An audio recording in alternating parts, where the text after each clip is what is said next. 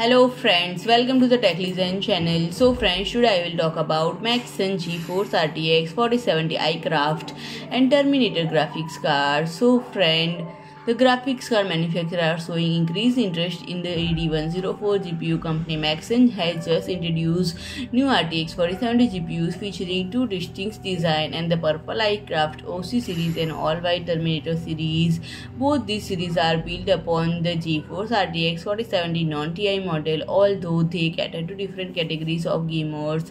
And friend, the flagship offering iCraft boosts factory-overclocked configuration with a clock speed of 2535 MHz, and it incorporates a triple fan cooling solution that occupies 2.5 slots and extends to nearly 32 cm in length. And additionally, this model is equipped with dual 8-pin power connectors to support advanced manual overclocking. And friend, this graphics card draws significant inspiration from the TI variant which was previously launched. So friend, if you like my video, please do like, share and comment, and don't forget to subscribe my channel and press the bell icon.